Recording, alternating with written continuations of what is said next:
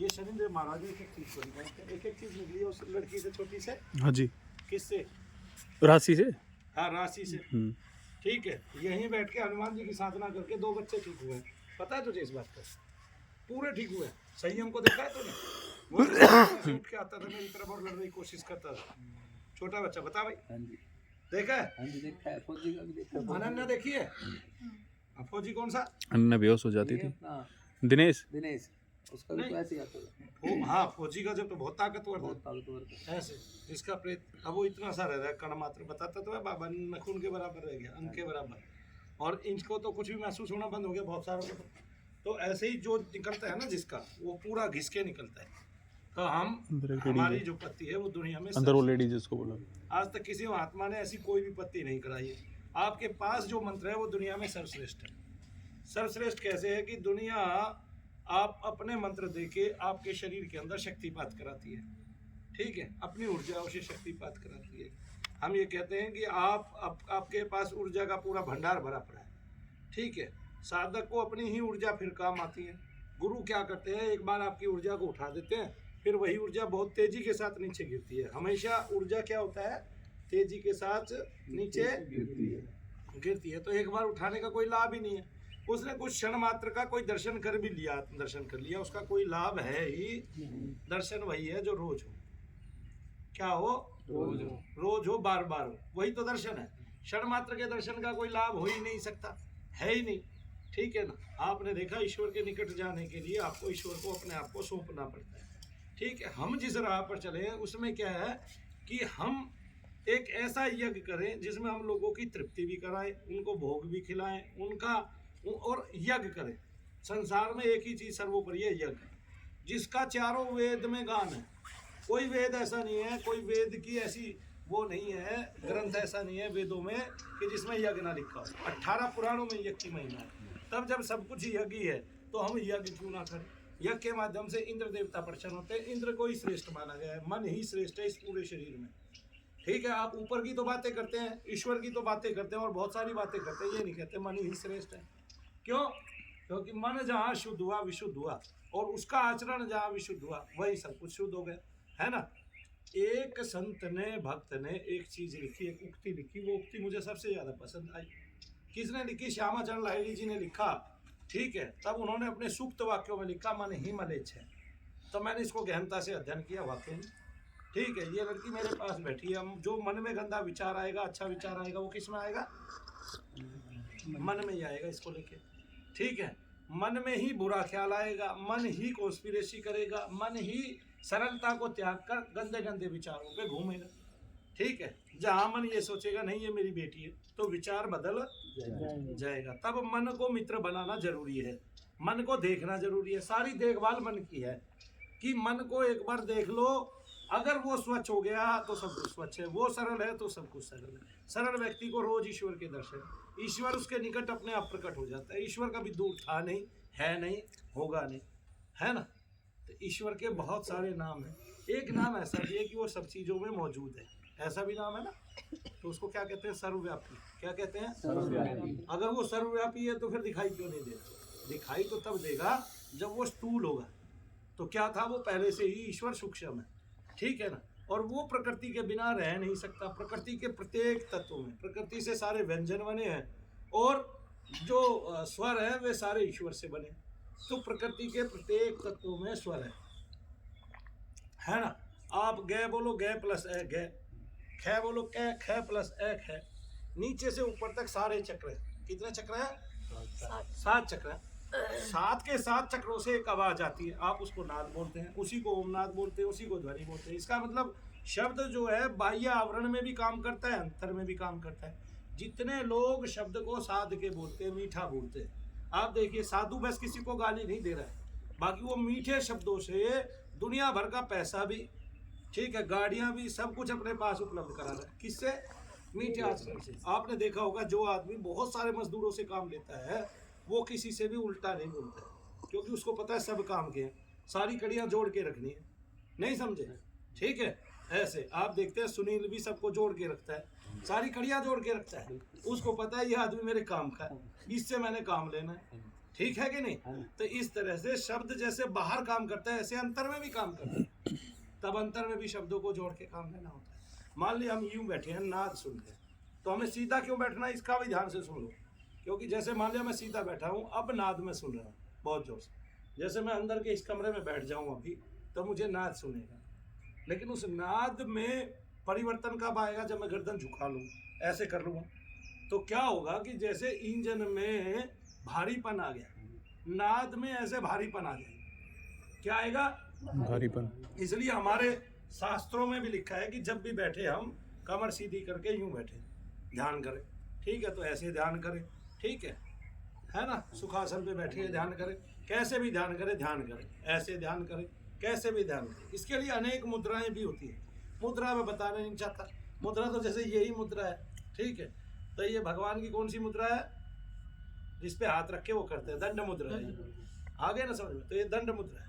ऐसे मुद्राएं हाथों से वैसे ही बना ली जाती है, जैसी आकृति नजर आती है हाथों की, वही मुद्रा है, ठीक है? तो कोई योनि मुद्रा का उपयोग करता है, कोई किसी का करता है, मुझे मुद्राओं से भी कोई मतलब नहीं है। हमने जितना बड़ा सा भूल जाने वाले हैं, हमने जितना गुना सा भूल जाने वाले हैं, जो हमारे काम आता है हम उतना ही पढ़ें और वही हमें याद रहता है। इस संसार में सारे लोग अनपढ़ हैं एक तरह से, जिन्होंने जितनी किताबें पढ़ ली उनको उन किताबों के और तो और कुछ एक दो चैप्टर भी याद नहीं रहते हैं, ठीक है? किसी ने एमए कर ली, उससे पूछो बीए में कितने चैप्टर थे, पता ही नहीं। बिजनेस एडमिनिस्ट्रेशन में कितने चैप्टर थे, पता ही नहीं है। क्या क्या था ये तो थोड़ा बहुत भान है, जैसे कोई बता देगा जी बैंकिंग भी थी, ये भी था, फाइनेंशियल भी था, कुछ अलग अलग भी था, ऐसे ऐसे भी था, है ना?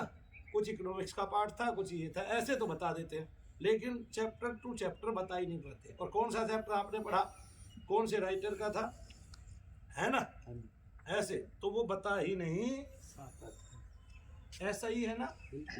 तो हम उतना पढ़ें जितना हमें याद रहे, और जो हमें याद रहे, और याद हमें इतना रहेगा कि हमारे शरीर के अंदर चक्र चल रहे हैं, उनकी एक ध्वनि है, उस ध्वनि को भी हम विस्तार से सुने। क्योंकि जैसे हम बाहर नाम लेते हैं ऐसे अंतर में नाम चल रहे हैं, उस नाम को सुनने से अब हमें नाम नहीं लेना, लेकिन ये हमारा अजपा जप है, हमारा अपशक्ति, ठीक है? ऐसे तो ये कहाँ चल रहा है? ये सुषुम्ना से होके जा रहा है। कहाँ से होके जा रहा है? सुषुम्ना से। सुषुम्ना से होके जा रहा है। हमारी अंतर की इंद्रियां उसको सुन रही हैं, इसलिए इंद्र देवता बलिष्ठ है, वो अंतर में भी काम कर रहा है, बाहर में भी काम कर रहा है। इस यज्ञ में जिसमें अग्नि जली हुई है, कौन सी अग्नि जल रही है? जठराग्नि।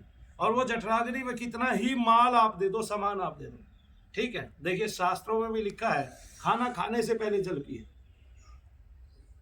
क्या लिखा है? खाना खाने से पहले जल पीना चाहिए, खाना खाने के बाद जल नहीं पीना चाहिए, रुकना चाहिए घंटा, है ना? हाँ जी। लेकिन उसमें हम भारी पदार्थ खा सकते हैं, हाँ जी।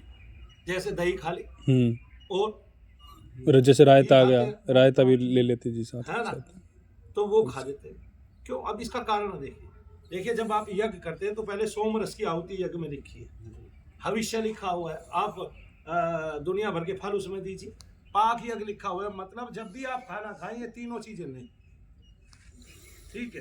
ताकि आपकी जठराग्नि शांत हो और इंद्र देवता प्रसन्न हो, मन में प्रसन्नता हो। इसका मतलब ये तीनों चीज मिक्स करके खाने से सारी प्रसन्नता हमें प्राप्त होती है ना? एक ही साथ जैसे देवता पका हुआ भी खाता है, रस रूपी भी खाता है, और वो रस क्या है? ये देखिए सोम रस है क्या, ठीक है? सोम रस को बहुत सारे पढ़े लिखे लोग दारू मानते हैं, तो वे अनपढ़ है, वे शास्त्रोक्त नहीं है। मैं ये कहता हूँ, मुसलमान कहते हैं ना काफिर, क्या कहते हैं? काफिर का मतलब है विधर्मी। हमारे यहाँ क्या शब्द है? विधर्मी। जितने विधर्मी हिंदुओं में है इतने कभी हुए नहीं मुसलमानों में भी काफिर, नहीं समझे? वे क्या करते हैं? वे अपनी शास्त्रोक्त एक बात नहीं मानते। पहले हम भविष्य दिया, पहले हमने जल ले लिया, उसके बाद अब हम खाना खाने लगे, ठीक है? अब हमने गति बदल दी खाने में, अब हमने क्या लिया? फल लिए, और फिर हमने पका हुआ खा लिया थोड़ा सा। इससे क्या होगा? इससे मन और इंद्रियां विशुद्ध हो जाएंगी, और वो पका हुआ भी अच्छे आचमन का हो कि हम ईश्वर को दे रहे हैं, हम तृप्ति यज्ञ के माध्यम से इंद्र की कर रहे हैं। और इंद्र कौन है? वो हमारा मन है, और मन ही सर्वोपरि है, इसलिए वेदों में सर्वोपरि मन बताया गया है, इंद्र बताया गया है। किसको बताया गया है? इंद्र को। और उनका एक नाम है मित्र। क्या नाम है? मित्र। इसका मतलब कोई हमारा मित्र है जो हमारे अंतर में है, और वो इसलिए नाम है क्योंकि हमारा उससे सच्चा कोई मित्र है ही नहीं। आप एक टापू पे अकेले पूरे जीवन भर भी रह सकते हैं, क्योंकि हमारे पास एक मित्र है, हम उस मित्र से दुनिया भर की कल्पनाएं करके बातचीत कर सकते हैं, हम अपने आप को साध सकते हैं उस मित्र की सहायता से, और उस मित्र की सहायता से हम अपने आप को बिल्कुल विशुद्ध कर सकते हैं, हम अपने आप को पा सकते हैं, हम अपने आत्म को दर्शन, हम अपना आत्म दर्शन कर सकते हैं। ठीक है, हम अपने आप को देख सकते हैं किसकी सहायता से? मन ही शत्रु है अगर वो आपका रिपु है तो, और मन ही मित्र है। और मन को मित्र बनाने में आपको देर नहीं लगनी चाहिए, और मन से मित्रता करें, मन के विचारों को देखें, फिर देखिए इनकी महत्ता क्या है हमारे जीवन में। सब तो आप भूल जाने वाले हैं, तब इन विचारों का भी क्या महत्व है ना? ऐसे अपने आप को क्या कर लें, अपना उद्धार करें, खुद से क्या करें, उद्धार करें। तो मन के विचारों को गहनता से देखने लग जाए, जब भी एकांत में गहनता से देखो। अभी जाप करते करते थक गए, बैठ जाओ ऐसे, अब मन को देखो क्या विचार कर रहा है। जब उसके विचारों को देखने लग जाओगे, वो विचार करना बंद कर देगा, क्योंकि मन डरता बहुत है। क्या बोलता है? हाँ, इंद्र जो काम करता है वो छिपके करता है, वो काम करता है तो भी छिपके करता है। एक क्रोध के अलावा वो सब काम छिपके करता है। वो लोभ करता है, अंतर ही अंतर में छिपके करता है, वो बताता नहीं, बाहर उजागर नहीं होने देता मैं लोभी हूं। नहीं समझे? हाँ जी, मैं गद्दार हूं, ये भी उजागर नहीं होने देता। ठीक है, मैं देश के लिए समर्पित हूं, ये भी उजागर नहीं होने देता। ठीक है ना? तो हिंदुओं में जितने भी धर्मी हैं, इतने कभी पैदा ही नहीं हुए किसी भी युग में इस समय। ठीक है, जो अपने धर्म को तो जानते नहीं है और उसको केवल आडंबर और ढकोसला समझने लगते हैं, और उनको अपनी गहनता से नॉलेज ही नहीं है कि हम यज्ञ क्यों कर रहे हैं। तब इंद्र प्रमुख जो है, इंद्र है प्रमुख, और हमारी जो नाड़ियां हैं और अन्य, वे इंद्र के सब सहायक हैं। अंदर ही ग्रह गण है, अंदर ही नक्षत्र गण है ना? अंदर ही सारे कोण है, ईशान कोण भी अंदर ही है। ठीक है, अंदर ही बुद्धि है, विवेक अंदर है, और वो बुद्धि चमक जाती है मन की सहायता से। क्योंकि जब मन अपनी शांति के लिए खोजना चालू कर देता है, तब वो विवेक में परिणत हो जाता है, और वही मन आत्म रूप में दर्शन दे देता है। वो इतना तेजस्वी है। तो आत्मा ही मन है, और वही आत्मा के दो पहलू है, एक मन है, एक प्राण है ना? प्राण के माध्यम से वो इस शरीर में टिकी हुई है, और मन के माध्यम से उसका सारा चलन है। मन के माध्यम से वो इस संसार को, इस प्रकृति को अपने काबू में कर लेती है। तो मन की सहायता लें, मन को मित्र बनावे। अगर मन आपका शत्रु है तो वो आपको कष्ट ही पहुंचाएगा। ठीक है, यज्ञ करें शरीर रूपी, लोगों को भोजन करावें, और रोजाना नित्य मन को, जो मन की खुराक है जप आदि, उससे शब्द साधे, और जैसे जैसे शब्द संतुलित होंगे आपका जीवन संतुलित हो जाएगा। शांति से जीवन जिए, सबसे मीठा बोलें, प्रेम करें, मेरी तरह नहीं झगड़े सबसे। ठीक है कि नहीं? क्योंकि मेरी समाज से दूसरी लड़ाई है, मेरी समाज से एक लड़ाई है कि सबके शरीरों में पितृ दोष है। करना वो तुम्हें भी पड़ेगा, तुम भी यहाँ सीखने आए हो, और उसको डॉक्टर रोग बता रहे हैं। ठीक है, और कोई उसको निकाल के दिखा रहा है तो उसको ढोंग ढकोसला अंधविश्वास बता रहे हैं। मेरी समाज से ये लड़ाई है, जबकि मैं उसको सरेआम सबके सामने कर रहा हूँ। ठीक है, और अगर चैनल वाले दिखा रहे हैं, मीडिया वाले दिखा रहे हैं, तो उसको उल्टा करके दिखा रहे हैं। क्यों? क्योंकि उनको अंधे हो चुके हैं उनके चक्षु, और वो इस अंधेपन में ये भूल चुके हैं कि हमारी कोई सभ्यता भी थी, हमारे ऋषि भी कुछ कहते हैं, हमारे ग्रंथ भी कुछ कहते हैं। उनके यहाँ जितने पढ़े लिखे और धर्माचार्य बैठे हैं, वे मौन हैं, उनकी आंखें ऐसी बंधी हुई है, आंखों पे पट्टी, किसकी? पैसे की, धन की। क्योंकि ये चैनल वाले उनको धन भी देते हैं और धर्माचार्य भी घोषित करते हैं। ठीक है ना? तो जिसको नॉलेज नहीं है, जैसे आज एक बता रहा था कि भैरव की जो साधना न्यूज नेशन पे, कि भैरव की जो साधना है वो दो तरह की है, एक बटुक भैरव और एक दूसरे काल भैरव। उसको यही नहीं पता भैरव ही 64 है, और 64 भैरव जो है वो 10 योगिनियों के साथ उनके 10 भैरव चलते हैं। ठीक है ना?